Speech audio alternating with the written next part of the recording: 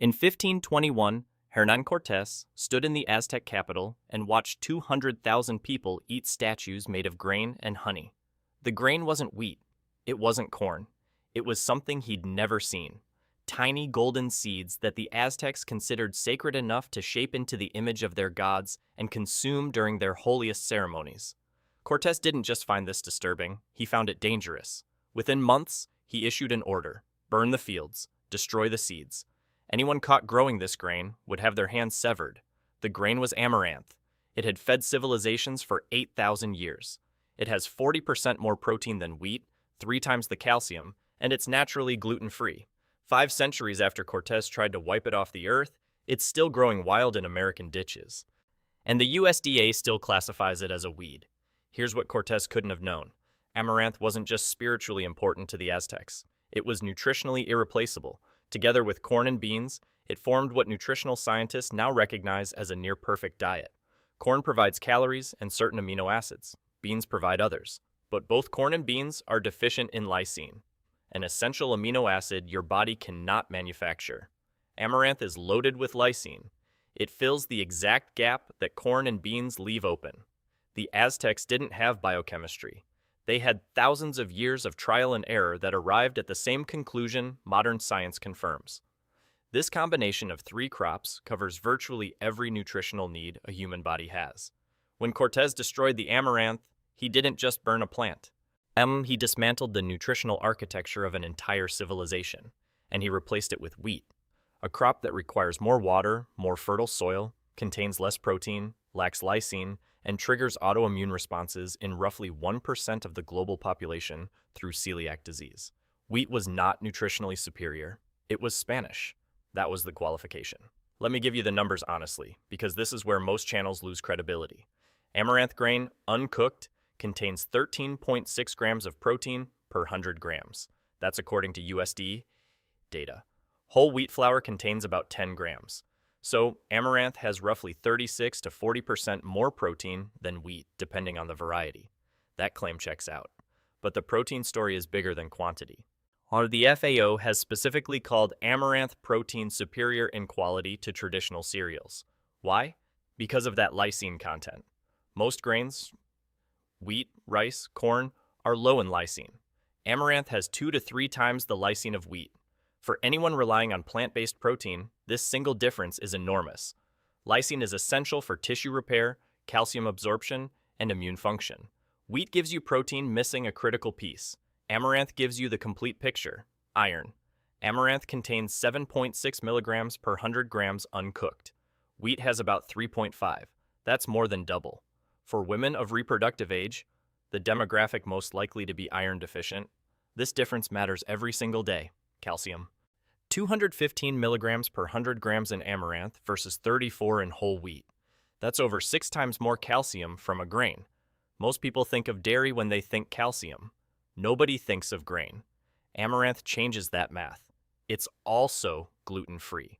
Not reduced gluten, not low gluten, 0 gluten. Amaranth is a pseudo-cereal, meaning it's not a grass like wheat or rice. It's a broadleaf plant. Its seeds happen to be used like grain, but biologically, it's a completely different organism. For the roughly 3 million Americans with celiac disease and the estimated 18 million with non-celiac gluten sensitivity, this matters. One more number. Amaranth contains squalene in its oil, a compound usually extracted from shark liver at significant cost. Squalene is used in cosmetics, pharmaceuticals, and as a vaccine adjuvant. Amaranth produces it from a seed you can grow in your backyard. That's not nutritionally relevant to most people, but it tells you something about the economic potential that's being ignored. Now, why don't you know this? Why isn't amaranth in every grocery store next to rice and oats? The Spanish ban was devastating, but not permanent. Amaranth survived in remote highland areas of Mexico and among Mayan communities in the south. For 400 years, it existed in the margins, a secret crop grown by indigenous communities who refused to let it disappear. A Berkeley researcher named Kat Calloway put it perfectly. The fact that amaranth still exists is a direct act of resistance against the conquistadors. Somebody held onto those seeds for 500 years. In the 1970s, American researchers rediscovered amaranth. The Rodale Institute championed it. A few thousand acres were planted. There was genuine excitement. NASA even studied amaranth as a candidate crop for space missions because of its nutritional density and ability to thrive under stress conditions. Then nothing happened. Wheat receives billions in federal subsidies annually. Corn receives billions more. Amaranth receives zero. No USDAA breeding programs, no extension office recommendations, no subsidized crop insurance for amaranth growers. The infrastructure of American agriculture is built around 5 or 6 crops, and introducing a new one, no matter how superior, threatens the economics of the existing system. It's not a conspiracy. It's inertia with a profit motive. Wheat seed companies sell to millions of farmers annually. Amaranth is perennial in warm climates and self-seeds aggressively in all climates. Meaning, once a farmer plants it, the repeat purchase disappears. Sound familiar? It's the same economics that buried scorzonera, moringa, and every other perennial or self-seeding crop that doesn't generate annual revenue. Meanwhile, the wild cousin of cultivated amaranth, Amaranthus retroflexus, commonly called pigweed, grows in every state in America. The USDA classifies it as a noxious weed. Farmers spray it with herbicides. The same genus that the FAO calls nutritionally superior to wheat is being chemically eradicated across millions of acres annually. The irony would be funny if it weren't so expensive, both in herbicide costs and in lost nutrition. Here's what you can actually do with amaranth in your kitchen. The grain cooks like a thick porridge, 1 part amaranth to 2.5 parts water. Bring to a boil, reduce heat, cover, simmer 20 to 25 minutes. The texture is unique, slightly sticky, with individual grains that retain a gentle crunch. Think of a cross between cream of wheat and polenta. Some people love the texture immediately. Others need to find the right preparation. If the porridge texture isn't for you, try popping it. Heat a dry pan until very hot. Add a tablespoon of amaranth seeds at a time. No oil. They pop like tiny popcorn within seconds. Popped amaranth is nutty, crunchy, and delicious, sprinkled on yogurt, salads, or mixed with honey and pressed into bars. This is exactly how the Aztecs made alegría. 500 years later, it's still sold on street corners in Mexico City. That amaranth flour works in baking, but with a caveat. No gluten means no rising structure on its own. Mix amaranth flour at 25 to 30% with wheat flour or another binding flour for bread and muffins. For pancakes, flatbreads, and crackers, amaranth flour works at much higher ratios. Even 100% for dense, flavorful crackers. Here's what most people miss entirely. Amaranth leaves are edible too. Young leaves taste similar to spinach, but with more body. They contain significant vitamin C, iron, beta-carotene, and calcium. In Africa, amaranth greens are a staple vegetable. In parts of Asia, they're sold in markets alongside spinach and chard. In America, they grow wild in disturbed soil, roadsides, and garden margins, and people spray them with Roundup. 1 plant, 2 food sources. Grain and greens from the same organism. Name another crop in your garden that does this with comparable nutrition. Growing amaranth is almost absurdly simple, which is part of why the agricultural industry has no interest in promoting it. Direct sow seeds after your last frost date. Barely cover them. They need light to germinate. Seeds are tiny, about 1 millimeter. Thin seedlings to 6 to 8 inches apart. Full sun preferred. Amaranth tolerates heat that wilts most crops. It actually performs better above 90 degrees Fahrenheit. It handles drought because its root system is deep and aggressive. It grows in poor soil, clay, sand, and everything between. Plants reach 4 to 8 feet tall depending on variety. The grain heads form at the top. Dense, dramatic plumes in red, gold, purple, or green, depending on species. And when the heads begin to dry and seeds fall when you shake them, harvest the entire head.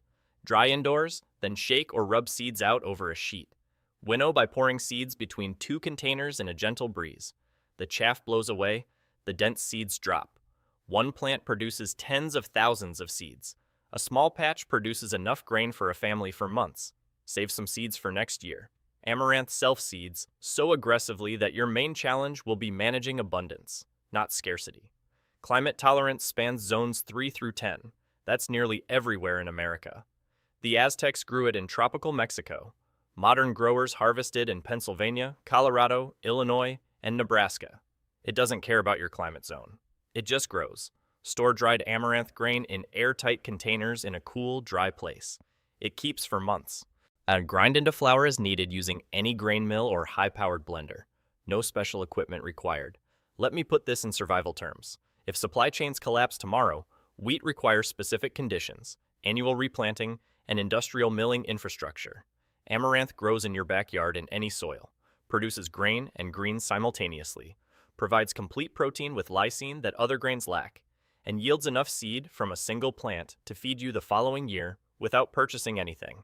Rice, beans, and amaranth. That's a nutritionally complete foundation. The same combination that sustained civilizations before industrial agriculture existed. Everything you need.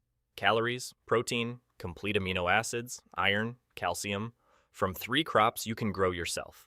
500 years ago, a colonial power tried to erase this grain because it made a civilization too strong and too independent. Today, the grain grows wild in the country that spends the most on food imports in human history. It's classified as a weed. It's sprayed with herbicide, and it's available for $3 to $5 a pound at any health food store, or free if you grow it yourself from seeds that cost less than a cup of coffee. Amaranth survived the Spanish Empire. It survived 400 years of suppression. It survived being classified as a weed by the richest agricultural system on Earth. It will survive your backyard. If this is the first time you're hearing about amaranth, subscribe. Next week, I'm covering a plant that grows wild in all 50 states, contains more omega-3 fatty acids per gram than salmon, and every lawn care company in America wants you to poison it. It's probably growing in your yard right now. Subscribe so you don't miss that one.